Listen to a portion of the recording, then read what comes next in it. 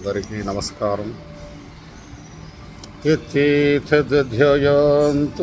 నాం సుతిష్టంతి మే మతం సర్వజ్ఞాన విమోహాంసాన్ విధి నష్టాన చేతనః.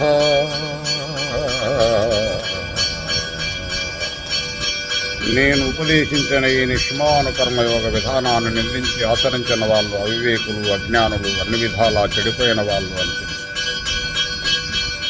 సదృశం చేష్టతే స్వస్య ప్రకృతే జననానపి ప్రకృతిం యాంతి భూతాని నిగ్రహ కిం కరిష్యతి. పండితుడు కూడా తన సహజ స్వభావం ప్రకారమే ప్రవర్తిస్తాడు. ప్రాణులన్నీ తమ తమ ప్రకృతి అనుసరిస్తాయి. అలాంటప్పుడు నిగ్రహం ఏం చేస్తుంది? ఇంద్రియస్యేంద్రియా స్వార్థే రాగద్వేషౌ వ్యవస్థితౌ తయోన్న పశమాగచ్చేతౌ యశ పరిషన్వినౌ. ఇంద్రియాలన్నిటికీ తమ తమ విషయాల పట్ల అనురాగం, ద్వేషం ఉన్నాయి. ఎవరు వాటికి వశులు కాకూడదు. అవి మానవులకు బద్ధశత్రువులు. శ్రేయాం సర్వర్మో మిగుణః పరధర్మాత్మనుస్థిత స్వధర్మే నిధనం శ్రేయః పరధర్మో భయాపహ.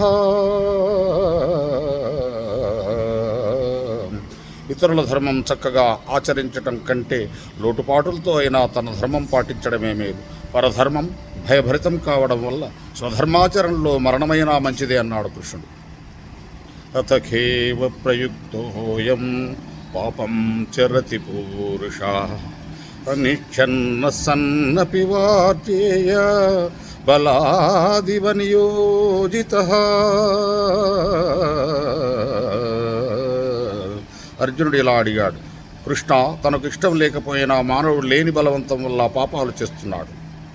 కామయేష క్రోధయేష రజోగుణ సముద్భవః మహాశనో మహాపాప్మా విజేనమిహ వైరిణం.